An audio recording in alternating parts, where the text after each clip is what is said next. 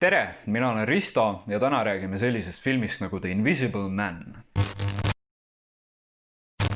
The Invisible Man ehk siis nähtamatu mees räägib loo Ceciliast, kelle vägivaldne eks-poissõber otsustab teha enesetapu peale seda, kui Cecilia tema juures põgeneb. Peale oma surma pärandab ta siis Ceciliale suure koguse raha. Cecilia võtab selle pärandi vastu ning peale seda, kui ta seda teeb, siis ta hakkab tundma, et keegi kummitab teda justkui. Ja see kummitus, kes teda kummitab, see jätab siis justkui vihjeid selle kohta, et tegemist on siis tema endise poissõbraga, kes peaks olema surnud. Ja sealt hakkab siis, igasugune siuke tants ja trall pihta. He was a sociopath. He said that I could never leave him. He controlled how I looked and what I wore. Then I was controlling when I left the house. And eventually what I thought. Mulle meeldis see, et sellel lool oli hästi palju potentsiaali, aga see film ei kasutanud seda justkui ära. Üks asi, milles see väljendub, on see, et see film oli kohati pingeline, kohati ta üritas olla pingeline ja nendel hetkedel päris see pinge ei jõudnud sinna, kuhu ta oleks võinud jõuda. He said that wherever I went, he would find me, walk right up to me, and I wouldn't be able to see him. Adrian is dead. He's not dead. Näitleja töö oli küll suurepärane, aga kohati ma tundsin, et need näitlejad seal filmis küllap siis selle produktsiooni ja režissööri käe all pidid andma siis seda teksti, mis oli skripti kirjutatud, eks ole, stsenaariumis sees. Ja see tekst, mis nad seal, see oligi kõige ehedamalt teksti andmine, nagu päris elus inimesed niimoodi ei suhtleks. Üliveider, seda ei olnud igas kohas, aga nendes kohtades, kus see oli, pani see mind üliveidralt tundma. See on siuke suhtlusstiil, kus justkui selle filmi siis tegijad eeldavad, et meie inimestena ei mõtle üldse, meil on vaja kõiki nii-öelda kandikul ette kanda.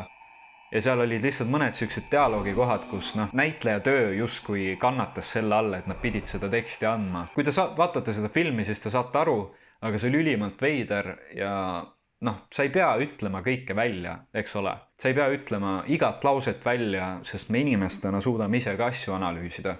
Oleks juba need asjad ära parandatud, ma arvan, et see film oleks kõvasti parem olnud.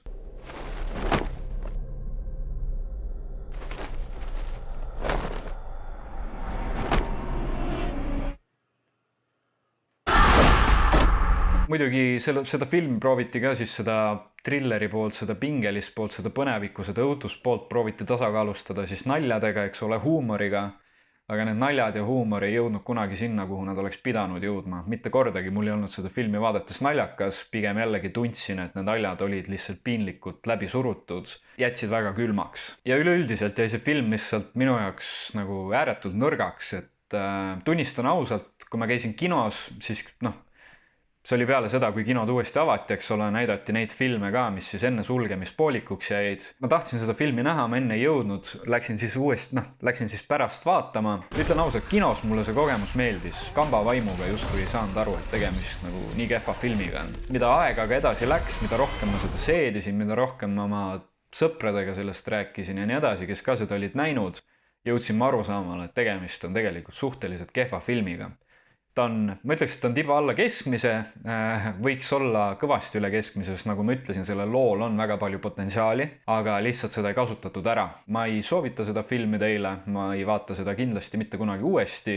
See ei ole mitte midagi meelde jäävat, ma räägin kui ma vaatamas käisin, see oli juba mitu nädalat tagasi, mul praegu on juba raske oma mõtteid koondada, sest ma väga hästi ei mäleta, mis seal toimus, mul on ainult see emotsioon meeles, eks. Muud ei olegi. Ma tänan väga, et te mu videosi vaatate, alati on rõõm seda näha, eks ole. Ma olen seda korduvalt öelnud juba, aga ma ikkagi olen siiamaani tänulik. Kui teile meeldib see, millega ma tegelen, siis kindlasti pange sellele videole like ja tellige mu kanal. Ja kui te ei ole seda filmi näinud, siis ärge ära vaadake ja täiesti, minu jaoks võiks öelda, et nüüdseks, tagantjärgi mõeldes aja raiskamine. Kui te olete näinud, siis kindlasti andke teada, mis te sellest arvasite. Ja kui te tahate aega raisata, siis vaadake ära ka. Tegelikult üldse vahet ei ole. Ühesõnaga, mida iganes, olge tublid ja näeme järgmine kord.